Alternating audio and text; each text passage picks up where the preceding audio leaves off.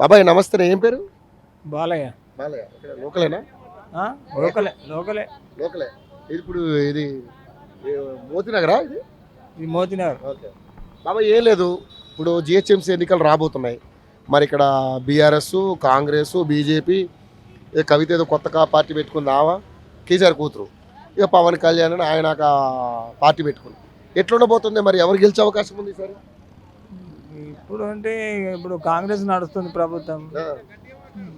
కాంగ్రెస్ ప్రభుత్వం నడుస్తుంది కానీ ఏది ఎప్పుడు ఏం జరుగుతుందో అర్థమవుతుంది సరిగా. పథకాలు ఏమి రావట్లేదు. పథకాలు 6 గ్యారెంటీలు. 6 గంటలు ఏది ఇప్పుడు 4,000 రూపాయలు పింఛన్ ఇస్తాను, అది ఈయనలేదు ఇంతవరకు. ఆడవాళ్ళకి 2,500 అది రాలేదు. మరి 200 ఇంట్లో కరెంట్ వస్తుందా? కరెంటు వస్తుంది కానీ వచ్చిన వాళ్ళకి వస్తుంది, రాలేదు. అందరికి రావట్లేదు. అందరికి రావట్లేదు. అది బంద్ చేసి స్కీమ్ బంద్ చేసింది. అది మీకు రాదా? నాకు వస్తుంది కదా.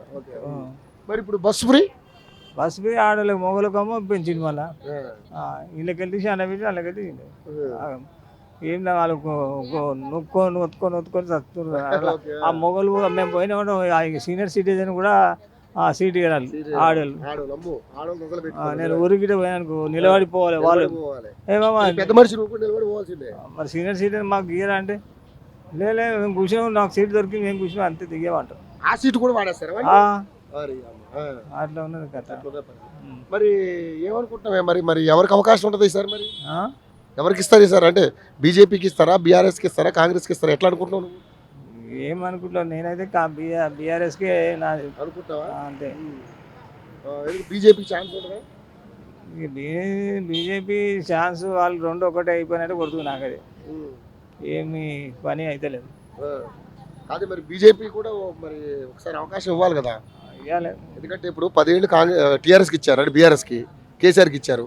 మరి ఒకసారి సెంటర్ మొత్తం అనేది ఇది అంతా. మరి ఇంకా తెలంగాణలో కూడా రావాలని కోరుకుంటున్నారు కదా. ఏమో మరి నాకే తెలియదు. ఏమనుకుంటున్నావు, రావచ్చా రాకూడదా తెలంగాణలో? ఏమో తగ్గపారు ఉంటాయి ఈసారి. తగ్గపారు ఉంటుంది. లాస్ట్ టైం మరి 48 సీట్లు జిహెచ్ఎంసీలో బీజేపీకి వచ్చాయి. మరి ఈసారి ఎలా ఉంటుంది పరిస్థితి? ఈసారి కూడా తగ్గపారు ఉంటుంది. తగ్గపారు ఉంటుందా? సో మరి ఇప్పుడు ఎస్ఐఆర్ అని దొంగ ఓట్లు తీసేసే కార్యక్రమం పెట్టారే, ఎలా అనిపిస్తుంది నీకు? ఎలా అనిపిస్తుంది అంటే ఎవరు ఇస్తారు అవగాహన లేదు. వాళ్ళకు ఎంత ఇబ్బంది అవుతుంది, వాళ్ళు తిరుగుతురు. వాళ్ళకు మళ్ళీ ఇప్పుడు వాళ్ళకు ఫామ్స్ ఇస్తారు కానీ మళ్ళీ తీసుకొని కొంతమందికి రానేలేదని మొత్తుకుంటారు, వస్తూ ఉన్నారు. టైం ముందుగా జరుగుతాయి, అన్నీ జరుగుతాయి. మరి నువ్వైతే ఫిలప్ చేసినావా? ఫిలప్ చేసినా ఇచ్చేసిన అయిపోయింది. ఓకే. సో మరి మొత్తానికైతే బీఆర్ఎస్ అంటావు నువ్వైతే? నా ఉద్దేశం అంతే, అందరి ఉద్దేశం తెలియదు. కవిత పార్టీకి అవకాశం ఉంటుందా? ఏ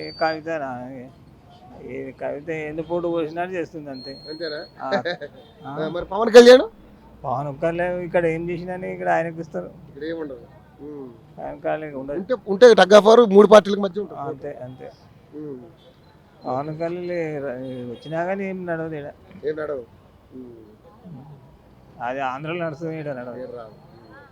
సో ఈడ పక్కాగా వచ్చేది మాత్రం పక్కా వచ్చేదంటే ఇప్పుడు కాంగ్రెస్ అయితే ఇప్పుడు అంతా ఎక్కడ కాదు, ఇక్కడ ఏ పార్టీ పక్కగా వచ్చే అవకాశం ఇక్కడ ఏది అవకాశం అంటే ఇప్పుడు ఒక్కొక్కరికి ఒక్కొక్క మాట్లాడుతున్నారు. అదే నీ అభిప్రాయం ఏమనిపిస్తుంది? నాది ఒకటి నేను చెప్తాను అంతే. నాది బీఆర్ఎస్ రావాలనుకుంటున్నాను. అంటే నీళ్ళు పంటలకు చేనులకు అక్కడ మా భూమి ఉంది కదా, సరిగా అందుబాటులో ఉంటలేవు కాబట్టి. మరి రైతు బంధు రుణమాఫీ అన్ని జరిగినాయి మీకు? మొన్న వేసింది ఇది. ఒక 6 నెలలు గ్యాప్ తీసుకుంటే వేస్తున్నాయి. రైతు భరోసా వచ్చిందా మొన్న? వచ్చింది. అది కూడా 2 ఎకరాలు 3 ఎకరాలు 5 ఎకరాలు 2 ఎకరాలే. అవును. అది పెద్ద పుల్లేక 10 ఎకరాలు 20 ఎకరాలు అట్లా.